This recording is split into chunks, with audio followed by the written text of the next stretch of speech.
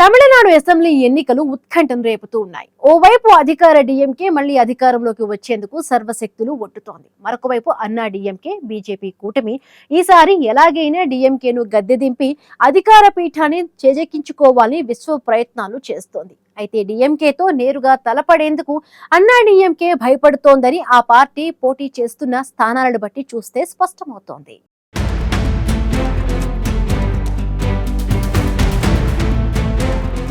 తమిళనాడు రాజకీయాల్లో 2026 అసెంబ్లీ ఎన్నికలు అత్యంత కీలకంగా మారాయి. అధికార డీఎంకే కూటమిని ఢీకొట్టేందుకు ప్రధాన ప్రతిపక్షం అన్నా డీఎంకే తీవ్రంగా ప్రయత్నిస్తున్నప్పటికీ ప్రస్తుత పరిస్థితులు ఆ పార్టీలో ఒక రకమైన ఆందోళన లేదా భయాన్ని కలిగిస్తున్నాయనే అభిప్రాయాలు వ్యక్తమవుతున్నాయి. ముఖ్యంగా ఇటీవలి ఒపీనియన్ పోల్స్, సర్వేలు అన్నీ కూడా డీఎంకే కూటమికి, అన్నా డీఎంకే కూటమికి మధ్య తీవ్రమైన పోటీ ఉంటుందని లేదా డీఎంకే ఆధిక్యంలో ఉంటుందని అంచనా వేస్తున్నాయి. వాస్తవానికి డీఎంకే కూటమి బలంగా ఉంది. డీఎంకేపై సహజంగా ఉండే ప్రభుత్వ వ్యతిరేకత కొంత కనిపిస్తున్నప్పటికీ డీఎంకేతో ఢీ అంటే ఢీ అనే స్థాయిలో అన్నా డీఎంకే లేదనే టాక్ వినిపిస్తోంది.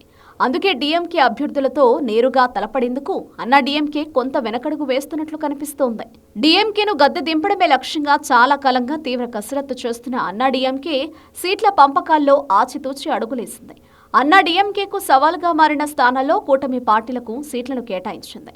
మరోవైపు సవాలుతో కూడిన నియోజకవర్గాల్లో డీఎంకే ప్రత్యక్షంగా బరిలోకి దిగింది. అయితే అలాంటి నియోజకవర్గాలను అన్నా డీఎంకే కూటమి పార్టీలకు కేటాయించినట్లు తాజా డేటా చెబుతోంది. ఈ అసెంబ్లీ ఎన్నికల్లో ప్రధాన పోటీ డీఎంకే, అన్నా డీఎంకే మధ్య ఉంటుందని రాజకీయ విశ్లేషకులు అంచనా వేస్తున్నారు. గతంతో పోల్చితే ప్రస్తుతం రెండు పార్టీలు పోటీ చేసే నియోజకవర్గాలు కాస్త తగ్గాయి. మొత్తం 121 నియోజకవర్గాల్లో డీఎంకే, అన్నా డీఎంకే ప్రత్యక్షంగా తలపడుతున్నాయి.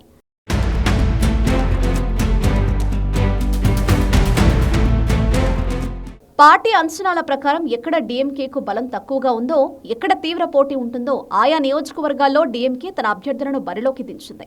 అదే సమయంలో అన్నా డీఎంకే మాత్రం తమకు విజయ అవకాశాలు ఎక్కువగా ఉన్న స్థానాల్లోనే బరిలోకి దిగుతోంది. అదే సమయంలో పోటీ తీవ్రంగా ఉండే స్థానాలను అన్నా డీఎంకే కూటమి పార్టీలకు కేటాయించిందనే అభిప్రాయం ఉంది. 2021 ఎన్నికల్లో అన్నా డీఎంకే విజయం సాధించిన 66 స్థానాల్లో 94% అంటే 62 చోట్ల ఈసారి కూడా అన్నా డీఎంకే అభ్యర్థులు పోటీ చేస్తుండడమే అందుకు నిదర్శనమని చెప్పవచ్చు.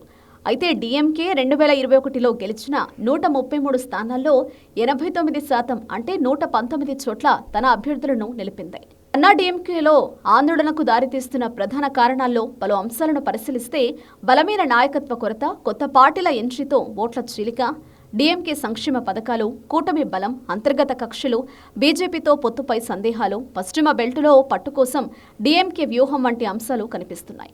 జయలలిత మరణం తర్వాత అన్నా డీఎంకేలో అగ్ర నాయకత్వానికి తీవ్ర కొరత ఏర్పడింది.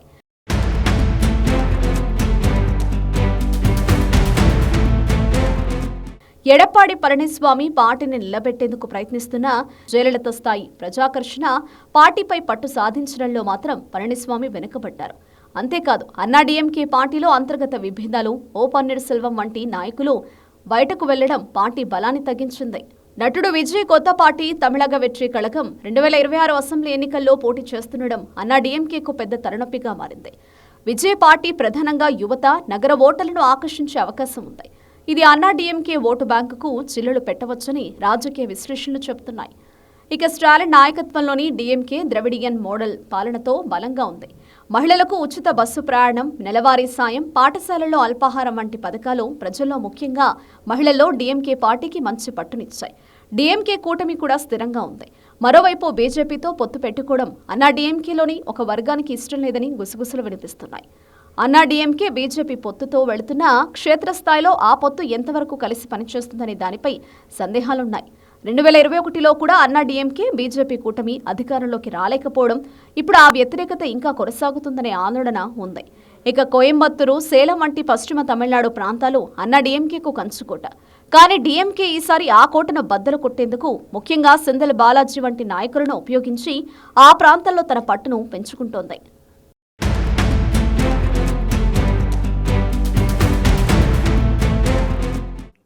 డిఎంకేను ఓడించడమే లక్ష్యంగా అన్నా డిఎంకే తన మిత్రపక్షాలతో కలిసి తీవ్రంగా శ్రమిస్తోంది. అయితే గట్టి పోటీ ఉన్న స్థానాల్లో మాత్రం డిఎంకేతో నేరుగా తలపడేందుకు అన్నా డిఎంకే వెనక్కి తగ్గడం ఆ పార్టీలో నెలకొన్న అపనమ్మకానికి నిదర్శనం. కారణాలు ఏవైనా డిఎంకే అభ్యర్థులను నేరుగా ఢీకొట్టేందుకు అన్నా డిఎంకే వెనకడుగు వేసిందనే విషయం ఇప్పుడు రాజకీయ వర్గాల్లో చర్చనీయాంశంగా మారింది.